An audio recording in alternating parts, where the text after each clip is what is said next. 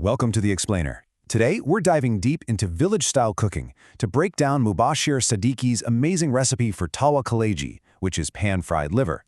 And we are going to uncover the secrets that make this dish just a total masterpiece.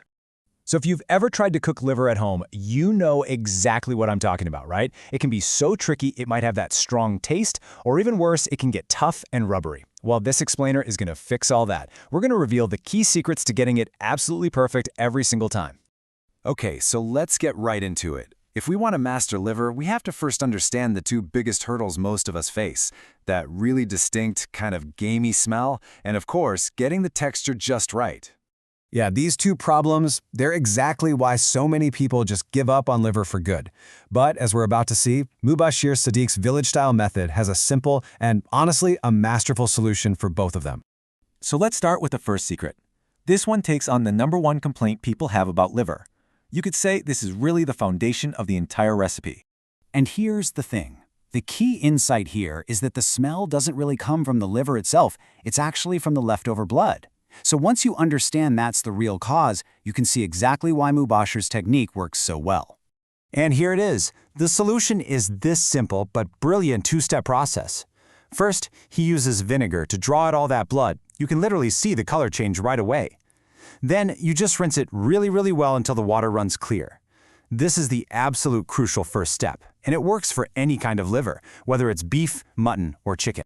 So now our liver is perfectly prepped, it's completely smell-free, and we can finally start cooking. And the magic here, well, it all happens on the tawa, which is basically a big, traditional flat pan or hot plate.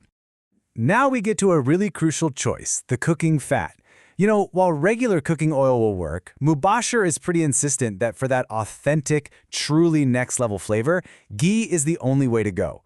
He promises it takes the taste to a whole other dimension. And this next step is so important. The cleaned liver goes straight into that hot ghee. But look at that instruction. Do not add any spices yet. This first fry is all about searing the outside. It locks in all that moisture and flavor. Now, once the liver is seared and it's changed color, you just cover it and let it steam gently on a low heat. This is what cooks the liver all the way through without making the outside tough. And get this, that's all it takes. Just 10 to 15 minutes for perfectly cooked liver. You know, while the liver is gently cooking, it's a great time to mention something Mubashir shared in his original video. He talked about his time working abroad in Malaysia, and he wanted to share a tool he found really helpful for sending money back home to his family, an app called TapTapSend. All right, the liver is cooked to perfection.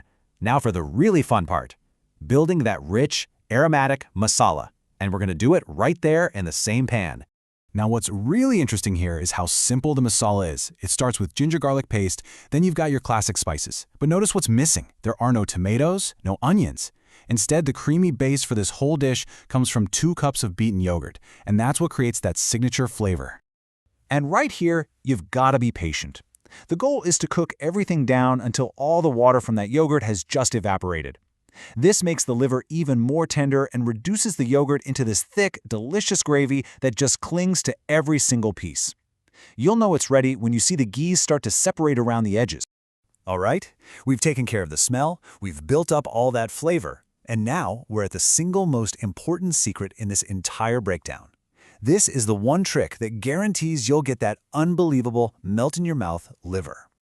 Mubashir calls salt the head of all spices, the leader that brings all the other flavors together. But in this recipe, its power isn't just about the taste, it's all about the timing. When you add it, changes everything.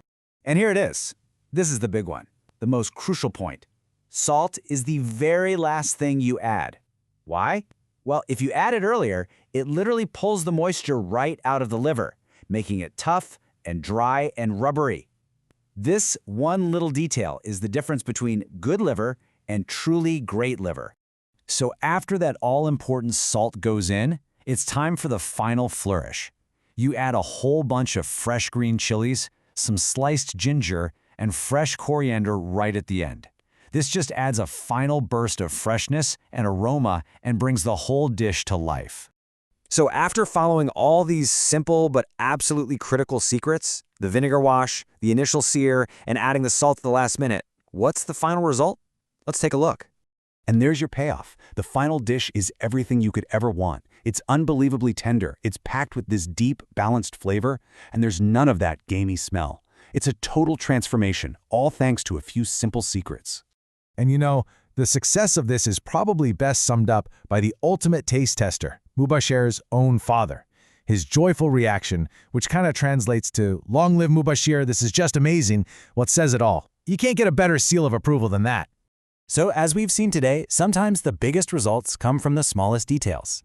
That one little secret, like knowing exactly when to add the salt, can take a good dish and turn it into something truly unforgettable.